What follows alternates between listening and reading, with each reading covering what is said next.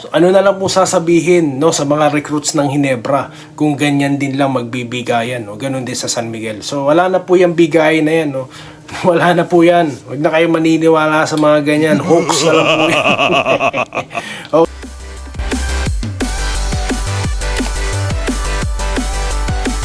Ayan, so welcome back po no dito sa Denrica YouTube channel. Well, mabilisan lang no bago po magsimula ang bakpakang Barangay Ginebra at ang San Miguel Beermen no. Mamaya na po 'yan. At of course, ano po ang magiging plano no sa tingin ko ni Coach Tim ko. Hindi po ako nagmamagaling ha. Ang akin lang usapan lang no. Napag-uusapan lang. At then of course, shout out no, mabilis ang shout out po. Okay, bago po yan, ako po ay nagpapasalamat sa inyo, sa inyong patuloy na pag-like and subscribe, no? Dahil po dyan, consistent libo-libo na po ang ating views, no? Dahil po yan sa inyo, no? At of course, pag-like na rin po ng ating Facebook page. Salamat po, no? And road to 7,000 na po tayo, guys, no? Road to 7,000. So, yun. Like and subscribe po. Malaking ano na po yan, kasiyahan ko na. Okay.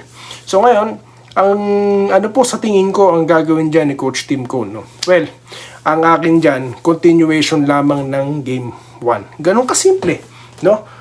Ganun kasimple. So ano ba naging nangyari, no? Pinag-usapan natin yung nakaraang content, yung Game 1, no? Yung shooting po ng Barangay Ginebra, which is talagang inaral nila, talagang pinractice nila. Sabi ko nga, hindi sila nagpahinga, no? Yung araw na sila'y nag-aantay as waiting, ano, ang coaching staff at ang Ginebra team, talaga pong nag-practice, no, ng husto sa labas. Dahil dyan po nila tatalunin ang San Miguel, which is nangyari na po ng Game 1, ano? At hindi lang yan, no?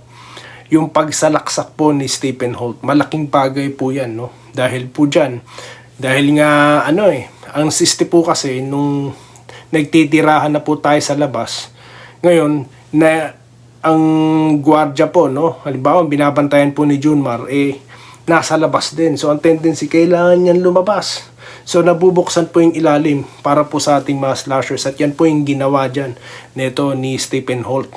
At yun na nga, confidence level po, no, ni Stephen Holt ang lumalabas dito dahil nga po, no, sa ginawa po ni Coach Tim Cone, no, na nag-focus po sa depensa.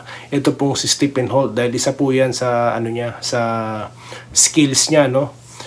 Ngayon talagang siya, kumbaga binigyan siya ng pagkakataon na, no, para ipakita talaga yung kanyang scoring skill, no. At nakita naman po talaga sa shooting at sa pagsalaksak niya. Nakita niyo naman yung rear tank niya, no. That is an indication na ito na po, no, nagiging komportable na po si Stephen Holt sa kanyang current position diyan sa Barangay Ginebra, at yan po ang mahirap ng pigilan. Plus, of course, yung triangulo po ni Coach Tim Cone, kasi nga po, ang dami na pong pagkakataon, no, kung saan nag-i-stagnant po ang play natin, no. So napag-aralan na rin po ng husto yan ni Coach Tim Cone, na kapag hindi na tayoumi-score, may another option na po, no.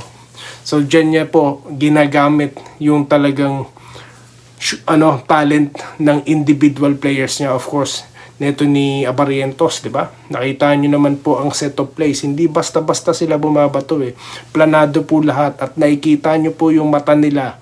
Kapag open tira, kapag may nakikita silang pwede silang maging decoy at may kakat. Nakita niyo po yun. So yan lang po ang mga pinaka dyan ni Coach Tim ko, no, sa tingin ko na planado dyan. Ngayon, counter defense naman ng San Miguel, anong gagawin nila, no? Well, of course, panonoorin nila yung tape. Sa next content po, pag ating po i-anticipate, no, yung gagawin ng San Miguel, no, sa next content natin. Okay, so mabilisan po, shoutout na tayo, no. Alam po, inaabangan nyo na po ito, no. Okay, so sabi po ni Lolyo, yan, paano yan kung SMB manalo, binigay din ng GSM, hirap nga SMB sa Converge. Well, hindi po sila mananalo, no, hindi mananalo San Miguel. Okay, Nercy Tamares, walang kagana-ganang panoorin, parang hindi man lang pinawisan si Pardo, ibang-ibang laro ng SMB pag talagang gustong manalo. Well, kung wala po kayong ganang panoorin, wag nyo na pong panoorin. Sayang po ang kuryente, no? Magtipid po kayo sa kuryente, ma. Nireplyan po siya ni Elmer Salanes, no? Ganun ba, bakit ka nanonood? Sabi naman ni Odi Monson, anong ibig mo sabihin, bigay yung laban? Well, alam nyo, na-outplay talaga San Miguel dito, no? At, well, komento niya po yan, no? Pero yun nga po, sayang kuryente. Okay, Scout Ranger, sa tingin ko TNT lang ang katapat ng Jinx, kulang pa pair ng Jinx sa sistema talaga lamang tao SMB. Well, TNT, no? Well, tignan po natin kung makakalusot ang TNT sa kay Calvo, no? Tingin ko talagang makakabawi pa diyan ang talk and text. I mean, ang rain or shine rather, no? Okay. Kawawa naman, sabi po ni Duffy. Yan. Unicorn Bugtong. Huwag ka munang magsaya kasi isang kumpanya lang yan. Si Chua may plano na magpatalo ang SMB kaya kalaban niya. Well, lumang tugtugin na po yan. No? Lumang usapin na po yan. Kumbaga, na po yan? Paso na po yan. Kumbaga, yung mga bigayan na yan, mga na po yan, mga nakaraan na po yan. Nasa baul na yan, no? So ngayon, hindi naman po gunggong ang Hinebra, ang San Miguel, para po gumastos ng milyon-milyon para po sa mga player, Talaga pong yan. Tsaka may bonuses po ang mga player, tandaan nyo yan. Kaya papayag po ba ang mga player, no, na mawala ang mga bonuses nila? So, na lang po sasabihin, no, sa mga recruits ng Hinebra kung ganyan din lang magbibigayan, no? Ganun din sa San Miguel. So wala na po yung bigay na yan, no? Wala na po yan. Huwag na kayo maniniwala sa mga ganyan. Hoax na lang po yan. Okay, hindi pa tapos ang laban. Wag muna kayo magsaya. Hindi po tayo nagsasaya, no? Hindi po tayo nagsasaya. Ganito lang po talaga dito sa channel na to, no? Lagi kaming masaya. Hindi masaya dahil natalo SMB. Hindi daw masaya si Jun Salazar, no? Ganon din si Melanie Buntilaw, no?